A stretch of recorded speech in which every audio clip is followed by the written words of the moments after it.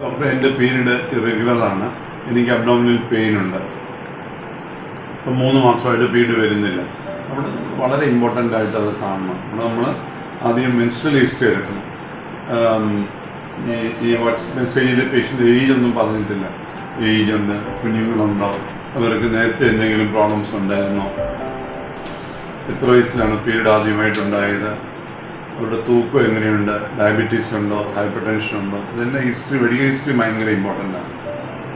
അതുപോലെ തന്നെ clinical examination important ആണ്. നമ്മൾ ഇമ്മീഡിയറ്റ് ആയിട്ട് നമ്മൾ അൾട്രാസൗണ്ട് ചെയ്ത് യൂട്രസ് ഓവറി സ്കാൻ ചെയ്യണം.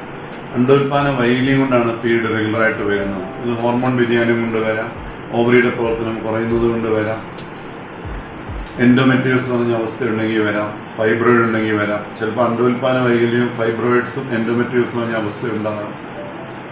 അപ്പം നമ്മൾ വ്യക്തമായിട്ട് നമ്മളൊരു സ്കാൻ ചെയ്ത് ക്ലിനിക്കൽ എക്സാമിനേഷൻ നമ്മൾ ചെയ്യണം, ബ്ലഡ് എക്സാമിനേഷൻ നമ്മൾ ചെയ്യണം. ഇൻഫെക്ഷൻ്റെ സൈൻസ് ഉണ്ടോ, പെൽവിക് ഇൻഫ്ലമേറ്ററി ഡിസീസസ് ഒരു കാര്യമാണ്. അപ്പം നമ്മൾ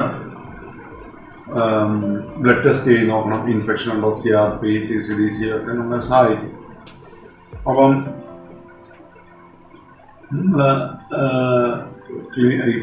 ഹിസ്റ്ററി, മെഡിക്കൽ എക്സാമിനേഷൻ, നമ്മുടെ ക്ലിനിക്കൽ എക്സാമിനേഷൻ, അൾട്രാസൗണ്ട് എക്സാമിനേഷൻ, അതനുസരിച്ച് നമ്മൾ അപ്രോപ്രിയേറ്റ് ട്രീറ്റ്മെൻറ്റ് എടുക്കണം. ഡോക്ടറെ ഇമ്മീഡിയറ്റ് ആയിട്ട് കൺസൾട്ട് ചെയ്യുക. നമ്മുടെ ലൈഫ് സ്റ്റൈൽ ഹാബിറ്റ്സ് നമ്മൾ നോക്കുക. ചിലപ്പം ഈ പേഷ്യൻ്റ് ചിലപ്പം യൂട്രസ് അല്ലാത്ത പ്രശ്നങ്ങൾ കൊണ്ടുവരാം. ഇപ്പം ഇപ്പം യൂറിനറി ഇൻഫെക്ഷൻ ചിലപ്പോൾ ഉണ്ടായെന്ന് വരാം, അണ്ടോൽപാന വലിയ യൂറിനറി ഇൻഫെക്ഷൻ കൊണ്ടുവരാം, അല്ലെങ്കിൽ ചിലപ്പോൾ സ്റ്റോൺ ആയിരിക്കാം, അല്ലെങ്കിൽ വേറെ അബ്ഡോമിനൽ പത്തോളജി കൊണ്ട് വയറുവേദന വരാം. അപ്പോൾ യൂട്രസിന് ഇല്ലാത്ത പ്രോബ്ലം കൊണ്ടും വരാം. ഡീറ്റെയിൽ ആയിട്ട് ഇങ്ങനെയുള്ള സിംറ്റംസായിട്ട് ഒരിക്കലും ഡോക്ടറെ കാണാതിരിക്കരുത്. ഡോക്ടറെ കണ്ട് സ്കാൻ ചെയ്ത് ഡയഗ്നോസ് ചെയ്ത് കാര്യങ്ങൾ ചെയ്യാൻ ശ്രമിക്കണം.